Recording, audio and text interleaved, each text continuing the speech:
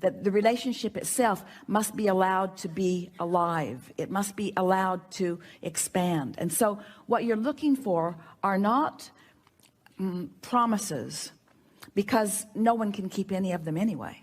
So you're not looking for promises. What you're looking for is enough compatibility that you have a pretty good chance of getting pretty good momentum going, where you will not lose yourself in the relationship. What you're reaching for is the freedom to continue to decide. Yes. I want the freedom to continue to decide. And in some ways, a relationship in and of itself, as from your perspective of it, sort of belies that, because it sort of says, I'm going to get so hooked on you that then I won't have the freedom to not be hooked on you if I should choose to be.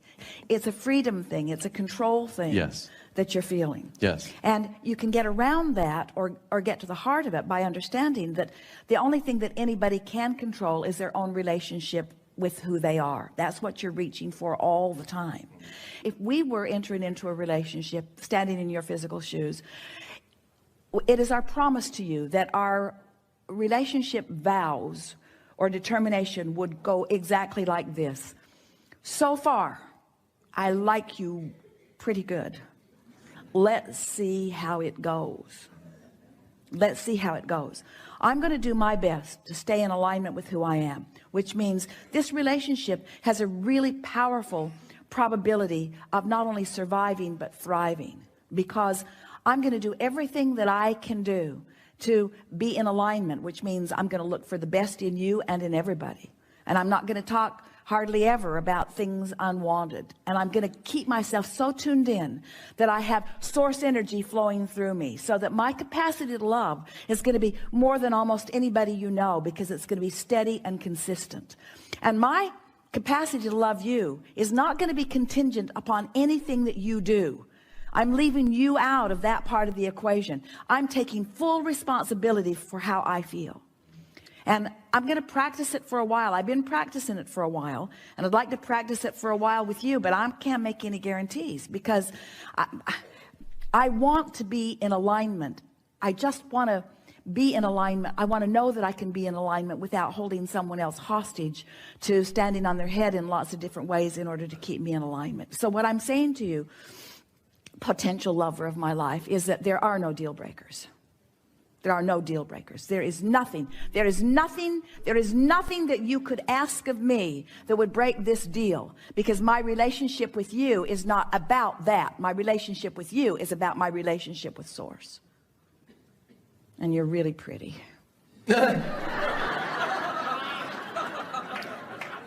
You're really pretty. You're really smart. You're tuned in, tapped in, turned on.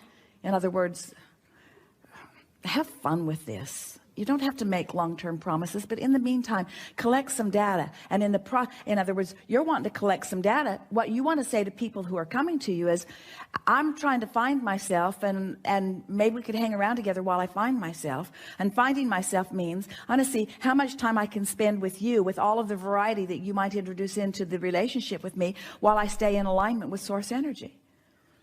That's what I'm doing right now. And it is our promise to you that you'll not only find that alignment, but you'll find someone else who has exactly the same plan. Can you imagine two people coming together who are neither one holding each other hostage for the way the other one feels, tuning into source energy and living happily ever after, or not, but living happily ever after, or not holding anybody responsible for how they feel but themselves? How refreshing is that, you see? And that's really what you came to us to say. It is. It is. Yeah, it is. So because I study a lot of different platforms and et cetera, and I love your stuff. It's conversational. It's easy. It's law-based. Yes. Yes. How do you phrase this?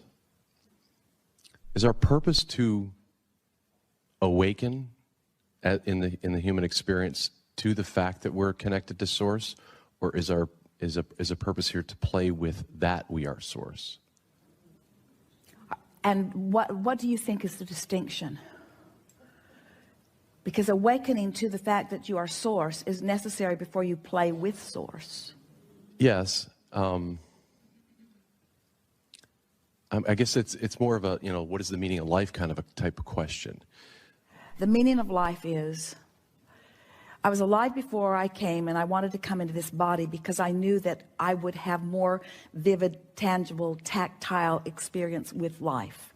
To be physically focused with all of its manifestational evidence is really the leading edge. It's the best. This is where all creation is.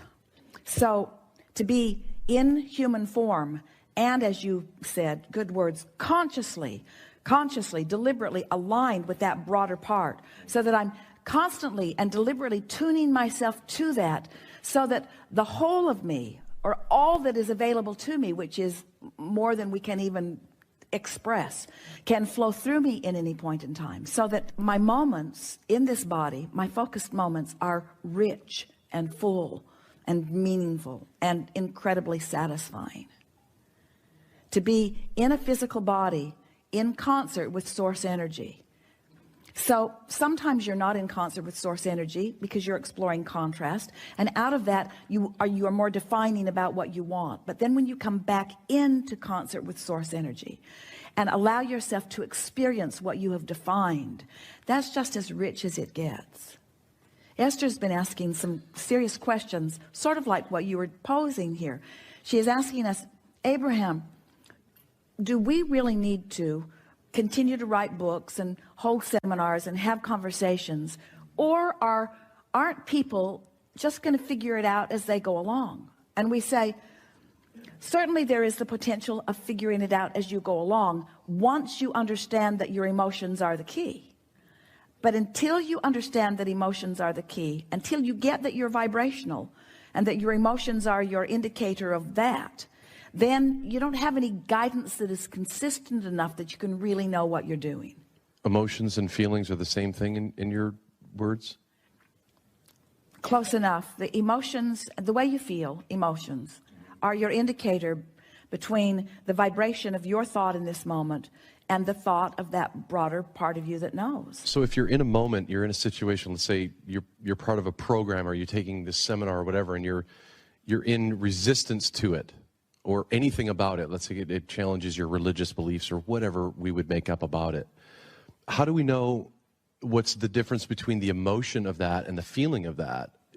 Well, we would not try to make any distinction between the two, because what we mean when we say emotion, again, you have to start with the premise that you're vibrational, and so that an emotion is a literal physical translation of conflicted vibration. Right. It's introducing resistance into a vibration. So, for example, when you're feeling elation, right, there's no contradictory thought within you. Right. When you're angry, right, there's a contradictory thought. Contradictory meaning what the source within you thinks about this right now and what, right, you're thinking about this right now aren't blending. They're but off. You have the free will to introduce it into the equation, so you get the benefit of feeling how your thought merges with the thought that you have really come to as the evolving, expanding, eternal being that you are. So the meaning of life, the true meaning of life is expansion, really. The true result of life is expansion. We've said for quite a while that the basis is freedom, because you're so free you can choose bondage. And the purpose of it has to be joy, because in seeking joy, then you're seeking alignment. And the result of that is outrageously delicious expansion, you say. Can you be confused between your emotions and your feelings, like you're in a situation where, like, your belief system or your fears are holding you back? If you don't isolate them, and examine them in a sort of steady way, you can, because as you move from thought to thought, your feelings shift. Right. And so the best way to subdue that confusion that we've noticed, that our human friends have discovered, is when you're feeling an emotion, especially the strong ones, if you'll stop in the middle of it and just say simply, let's say you're feeling a strong positive emotion. If you'll stop in the middle of it and say, we have agreement here. What my opinion and the opinion of source about this right here is saying. When you have strong negative emotion, stop and say, we have a disagreement. My opinion and the opinion of source are not the same. Who I have really come to and who I'm allowing myself to be right now are not the same. So it's interesting because that means that all agreements or disagreements are between you and you. They seem like they're about what that person wants or about what that person's doing, but they're just introducing a concept that you are having a reaction to. Right. And the reaction that most are having to what most are saying is, I'm not free to choose, and that's not true. But once you start exercising your freedom to choose, and you watch the powerful law of attraction bring you what you choose, and bring you what you choose, and bring you what you choose, and bring you what you choose, you begin to feel invincible. Not selfishly invincible, as if you are depriving others of what they want, but invincible in the sense that you understand your true point of attraction and the power of it. And the power of your point of attraction lies in the power of your ability to focus on what you want. And the power of your ability to focus upon what you want lies in your ability to feel the difference between what you want and what you don't want. In other words, you want love.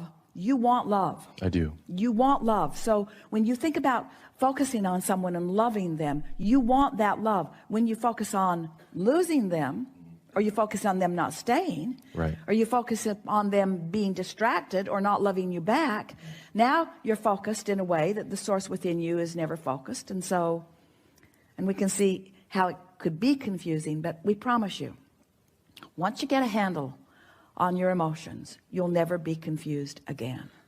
You won't be confused about what you're doing, and you won't be confused about what anybody else is doing. When you see somebody freaking out, you just know they're not in alignment with who they are, and they might even be justified in not being in alignment. So this is the contradiction, like when you say the want, I want something, which is to me as I hear the inference of lack. I want that, therefore I'm not that. That's semantics, and we understand that, and the word desire might be a better word applied to you. But the reason that we don't mind the word want is because we all will continue to be wanting. Right. There will always be more for us to move toward. And as you relax into that understanding, because it's the premise of all expansion, then it's good. Yeah. So Right. create your vision of what you want, desire, and then sit in it as if you were already it, or the experiences are what you believe it will feel like. Well said. Exactly right. But So even though I'm not in a relationship, to be in a relationship in my mind with the person or how I would have it to be, or how I have her to be. Well, this is something that we would give to you that's a little different from that. Certainly that works. And if you're really close to knowing what you want and feeling pretty good about it, then that just accentuates. In other words, the more specific you get, the faster the energy moves. So if you're feeling pretty good, being more specific helps you. But if you're not feeling good, being more specific hurts you. Got it.